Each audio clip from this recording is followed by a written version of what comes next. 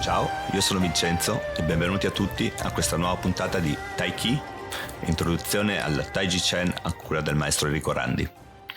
Il maestro Enrico Randi ha vissuto più di 7 anni in Cina per studiare il Tai Chi stile Chen ed ha avuto l'onere e l'onore di essere stato accettato come discepolo interno dal gran maestro Yu Hu, diventando così rappresentante dei maestri di stile Chen della 13ª generazione della famiglia Chen.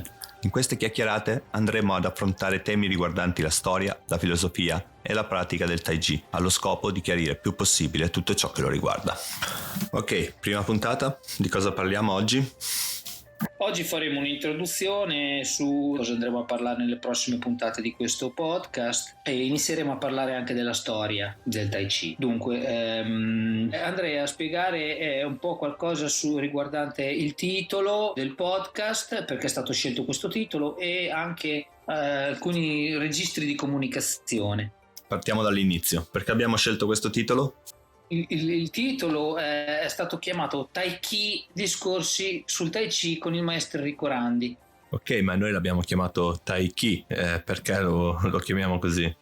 Perché leggo Tai Chi? Perché in realtà scritto in quel modo non è corretto, nel senso che non è una vera e propria lingua, quello che noi scriviamo con le nostre lettere, ma è un metodo di traslitterazione. Questi metodi di traslitterazione sono praticamente quelli che ci servono per capire il suono di un carattere. E uno dei primi sistemi di traslitterazione che sono stati usati è il metodo Wade-Giles. E chi sono questi due? Wade-Giles?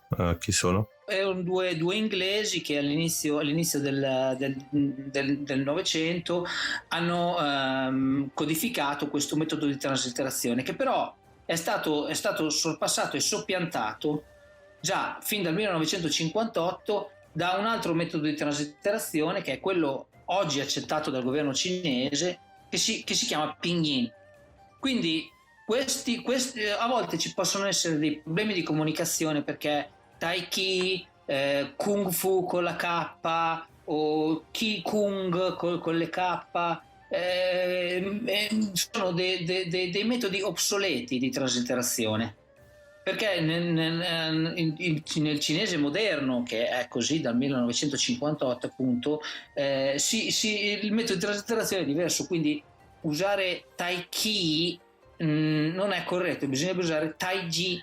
E per esempio per Dao, anche il carattere Dao viene traslitterato col pinyin oggi come Dao, non come Tao con la T. Questo potrebbe far nascere dei fraintendimenti. In realtà si sta parlando della stessa cosa, però è scritta in maniera diversa, perché molti autori e molte persone continuano comunque a utilizzare un sistema di traslitterazione obsoleto. E allora noi quale usiamo? Io mi atterrò solo ed esclusivamente al metodo di traslitterazione utilizzato oggi, che è appunto chiamato Pinyin. E qual è l'obiettivo di questo podcast? Dunque, questo podcast ha principalmente è mosso dall'idea di voler fare chiarezza su tutti gli aspetti legati al Tai Chi, sugli aspetti legati alla storia del Tai Chi, alla filosofia e al legame molto stretto che ha con la medicina tradizionale cinese. Tutto questo è generalmente un po' tralasciato, diciamo, dai vari maestri nei loro insegnamenti, mentre invece io penso che sia molto, molto importante per poter capire fino in fondo quest'arte del Tai Chi. Ok, e dopo il titolo da cosa partiamo? Ok, quindi iniziamo subito col tradurre letteralmente le caratteri cinesi Tai Chi Chuan. Tai Chi Chuan, Chuan è il carattere che sta per boxing, pugilato. Tai vuol dire troppo, tanto, e G è anche quello un superlativo. Quindi praticamente si potrebbe tradurre Tai Chi Chuan come il supremo definitivo pugilismo. Questo rende chiaro che è comunque il Tai Chi è un'arte marziale. Scusa se ti interrompo, ma ho una curiosità. Che cos'è un'arte marziale?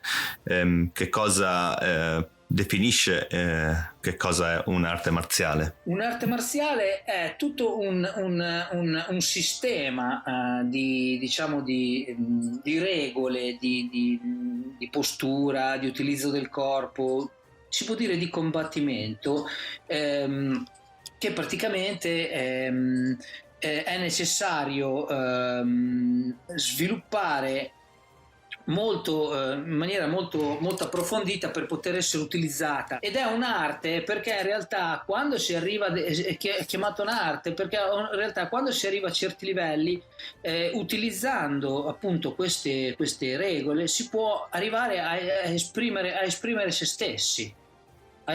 stessi, come può fare un pittore quando dipinge un quadro. In realtà, anche se sta dipingendo, non so, un fiume per esempio, qualsiasi altra cosa, ci mette del suo, ci mette il suo sentimento, ci mette insomma qualcosa di proprio, della propria vita all'interno di quello che sta creando. Ecco, il Tai Chi e anche le altre arti marziali possono essere chiamate arti marziali appunto per questo, perché praticamente quando si sviluppa a un certo livello si può arrivare a metterci dentro del proprio, si può arrivare a sviluppare la propria creatività.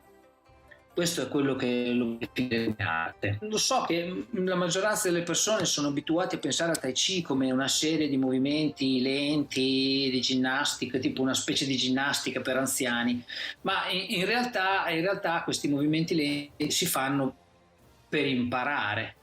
Una volta che questi movimenti lenti sono stati interpretati dalla persona, lo stesso movimento può essere fatto molto velocemente, a una velocità tale che addirittura diventa difficile da vedere questo movimento talmente veloce. Per arrivare ovviamente a questo ci vuole elevata quantità di pratica e di dedizione, e non è facile incontrare delle persone in generale che si sono dedicati a quest'arte in maniera tale da poter raggiungere questi livelli, ed è per quello una delle ragioni per cui il Tai Chi non viene visto molto spesso come un'arte marziale, perché difficilmente una persona, soprattutto nei paesi occidentali, ha la possibilità di vedere un maestro di Tai Chi di alto livello. Questo è un motivo, e l'altro motivo è anche perché lo stile di Tai Chi più diffuso in assoluto è sicuramente lo stile Yang, il quale pur conservando in forma embrionale i principi di un'arte marziale, in realtà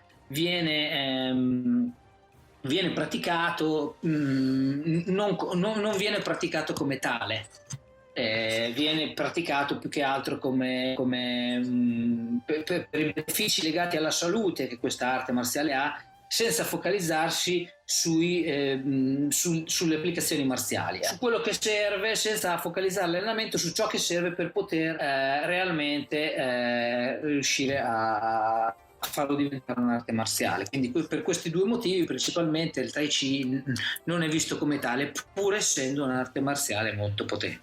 Inoltre uno dei metodi di allenamento del Tai Chi è fare movimenti lenti, perché appunto è necessario interiorizzare questi movimenti e farli propri, che non si può partire facendolo veloce.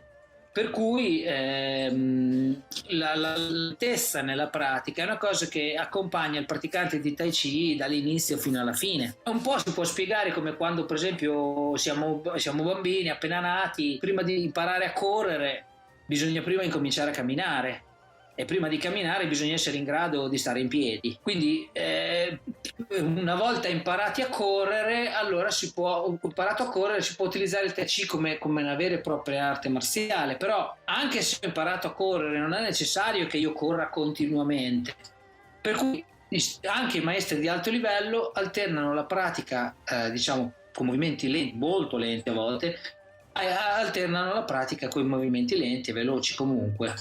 Mi viene in mente un riferimento cinematografico, Karate Kid, metti la cera, togli la cera. È una cosa del genere, nel senso che lo studente all'inizio può essere leggermente fuorviato dal fatto che comunque fa degli esercizi che non hanno una vera e propria applicazione marziale evidente. Tipo, come dicevi tu, Karate Kid, metti la cera, togli la cera, lui, nel protagonista del film, non aveva l'idea che questo gli poteva veramente servire poi come arte marziale, perché non vedi l'applicazione.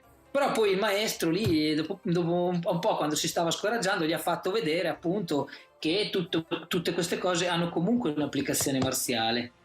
E il Tai Chi è una cosa simile, non solo il Tai Chi, anche le altre arti marziali. Cioè si parte facendo dei movimenti, diciamo che nei quali non è evidente l'applicazione marziale, per poi svilupparli, farli propri, e quando si sono interiorizzati allora si possono, diciamo, evolvere in una vera arte marziale. Capito, chiaro. Invece parliamo della storia del Tai Chi.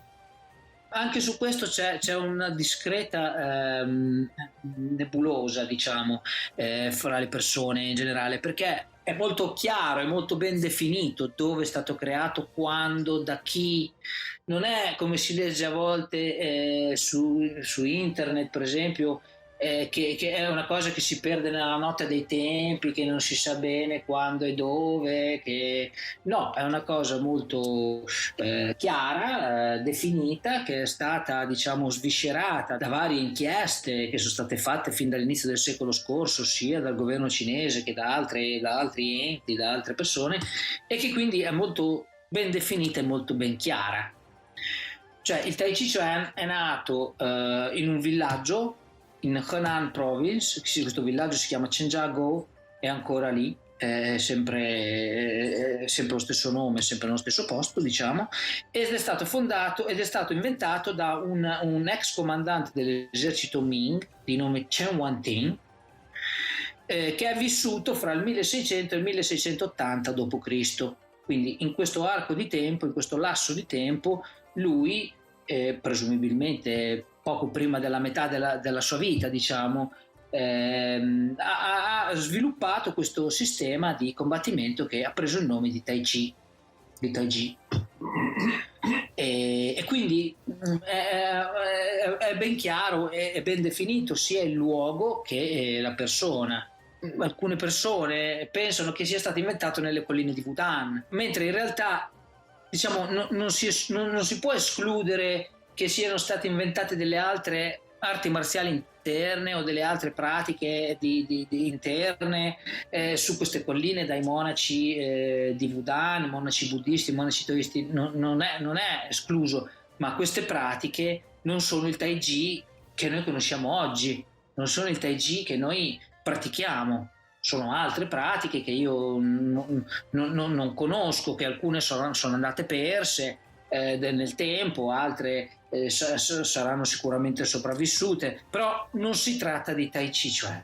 Il Tai Chi Chuan è nato a Chenjiagou in un periodo compreso fra il 1600 e il 1680 d.C., inventato da Chen Wanting. Il primo Tai Chi che è stato inventato appunto da Chen Wanting è il Tai Chi Chuan, che prende il nome dal suo cognome. Tra l'altro anche il paese prende il cognome, perché si chiama Chenjiagou, e prende il nome da questa persona, perché in realtà non era una persona sola, ma era il clan Chen. Cioè praticamente la stragrande maggioranza della gente che viveva e che ancora tutt'oggi vive in questo paese ci chiama di cognome Chen, perché è un clan, in realtà è un clan. Non è una persona o una famiglia, ma è un insieme di varie famiglie che si costituisce come un clan, è il clan Chen. Infatti Chenjiagou vuol dire le rupi della famiglia Chen. Chen vuol dire il nome, Jia vuol dire famiglia, Go vuol dire rupi, il Chenjiagou vuol dire le rupi della famiglia Chen. E gli è stato dato questo nome appunto perché viveva lì, si è insediato lì questo clan Chen. Questo clan Chen veniva da un'altra provincia, Shaanxi, dalla quale si sono mossi, si sono spostati per sfuggire ai continui cataclismi naturali che c'erano in questa regione, tra alluvioni, terremoti. Hanno deciso di spostarsi e si sono insediati a Chenjiagou. Questo è stato prima, è stato l'antenato di questo Chen Wanting che ha inventato il Tai Chi, che si chiamava Chen Bu. E infatti lì in quella zona, lì di fianco, c'è un villaggio che proprio si chiama Chengbu, che vuol dire il villaggio di Chengbu, perché quando si sono spostati si sono si sono insediati prima in questo villaggio di Chengbu per poi spostarsi a pochi chilometri nell'altro villaggio di Zhangjiakou. Quindi dopo c'è Wanting che ha inventato, che l'ha insegnato ai suoi sodali, alle altre persone del clan. Questo metodo di combattimento è stato tramandato di generazione in generazione e si è sviluppato all'arco delle generazioni per arrivare fino ad oggi. Oggi siamo arrivati alla 13ª o 14ª generazione, cioè di maestri che hanno preso persone come discepoli, che hanno tramandato ai discepoli, e i discepoli automaticamente diventano i rappresentanti della generazione successiva. E il mio maestro è rappresentante della 12ª generazione della famiglia Chen, e dopo avermi preso come discepolo io sono diventato rappresentante della 13ª generazione della famiglia Chen, e io a mia volta ho preso una discepola alla quale è diventata rappresentante della 14ª generazione della famiglia Chen.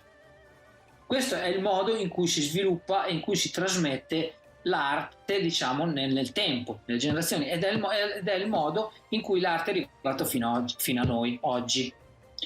Ed è arrivata fino a noi senza cambiamenti significativi, nel senso che, come era praticata all'inizio da Chen Wanting, è più o meno la stessa, cioè è lo stesso metodi di pratica che abbiamo noi oggi. Il fatto che questa arte di combattimento si sia mantenuta nel tempo, si sia sviluppata in questo modo, è perché è molto efficace. Essendo molto efficace, si è potuto tramandare senza cambiamenti significativi, perché era già completa e già efficace già all'inizio, quindi si è tramandata nelle generazioni senza subire dei cambiamenti significativi. Capito. Dici di più sul generale Chen Guantin. Chen Wanting era un generale dell'esercito Ming. In quell'epoca c'è stato, da quando lui ha vissuto, c'è stato il cambiamento della dinastia, la dinastia Qing ha combattuto la dinastia Ming fino a conquistare il potere. Da lì in poi c'è stata la dinastia Qing fino al 1911 in Cina, e quindi, diciamo, in questi periodi di transizione fra le due dinastie ci sono state tantissime guerre. E ovviamente erano delle guerre che per un impero come quello cinese nel 1600 duravano qualche decina d'anni, perché prima devi conquistare, devi distruggere l'esercito del nemico, e poi dopo devi pacificare tutto quanto l'intera zona, che essendo un regno molto grande, e quindi queste guerre sono continuate per tanti anni, e Chen Wanting ha avuto la possibilità di testare le sue idee di combattimento appunto in reali scontri, in reali guerre, cioè eserciti contro eserciti, mischie, corpi a corpo, insomma tutte le possibilità, diciamo in poche parole, di combattimento lui le ha potute testare su se stesso e anche sul suo esercito, e questo fa quindi del Tai Chi uno strumento testato e molto diciamo forte per il combattimento, perché appunto non è solo stato inventato da Chen Wanting, ma lui ha avuto anche maniera di testare le sue teorie su veri e propri campi di battaglia estremamente sanguinosi. Capito, tutto molto affascinante. E siamo arrivati alla fine del nostro tempo a disposizione. Vogliamo fare un riassunto di questa puntata? Per fare un riassunto di questa puntata potrei dire che il sistema di transliterazione che io uso, che userò, che ho usato nel mio libro e che userò in eventuali commenti o comunicazioni, è sempre il Pinyin. Questo fa del Tao, quello che noi conosciamo Tao con la D. Questo fa del Tai Chi, come è il titolo di questo blog, il Tai Ji con J-I, Tai uguale J-I. Fa del Kung Fu con la K, il Gong Fu con la G. Fa del Qigong, scritto Qigong, il Qigong, scritto con QI e Gong. E in più le fonti, diciamo, la nascita del Tai Chi è una cosa ben certa e documentata, e si fa risalire in un periodo compreso fra il 1600 e il 1680 nella contea, nella provincia di Henan in Cina, e nella contea di Wenzhen nel villaggio di Zhangjiakou, fatto dove viveva appunto il clan Chen, del quale Chen Wanting era parte. Wow, veramente interessante. Hai dei libri da consigliarci su cui approfondire questo argomento? Ci sono stati scritti parecchi libri appunto da discepoli, dei vari maestri che ci sono tuttora, che poi andremo a parlare in un'altra puntata. Diciamo che sicuramente posso citare questi due libri, che sono due fonti, posso dire, autorevoli, nel senso che per esempio questo qui, All the Frame Routine of the Chen Tai Chi Chuan, cioè Lao Jia Ilu Chen Tai Chi Chuan, è stato scritto da Chen Zichang, che come potete capire dal nome è sempre parte del clan Chen tuttora. Adesso è una persona che avrà sui 50 anni e che vive ancora appunto a Zhangjiakou. Lui ha accesso diretto agli archivi della famiglia del clan Chen e ha scritto questo libro in cui ci viene spiegato, oltre alla Lao Jia Lu, alla prima routine antica, anche una parte della storia appunto del Tai Chi, del Tai Chi. E poi potrei citare questo libro di Alain Codin, che è un discepolo del gran maestro Wan Xian, che è tuttora vivente, che tuttora vive anche lui a Zhangjiakou. È un libro scritto in francese, à la source du Tai Chi Chuan. Praticamente anche qui, oltre a tante altre cose, ci sono scritte anche appunto c'è scritto anche la storia del Tai Chi. E inoltre non vorrei dimenticare il mio libro, che si intitola Tai Chi Chuan, un'introduzione completa, in cui ci sono appunto, c'è un capitolo dedicato solo ed esclusivamente alla storia del Tai Chi Chuan. C'è la storia dello stile Yang anche, che poi, della quale potremo parlare in un altro momento, l'albero generazionale dei maestri. Insomma, c'è anche in questo libro Tai Chi Chuan, un'introduzione completa, la storia, cose sulla storia del Tai Chi. Ok, con questo direi che è tutto per questa prima puntata. Spero vi sia piaciuta. Fateci sapere, scriveteci, dateci un vostro commento. Alla prossima, ciao da Vincenzo.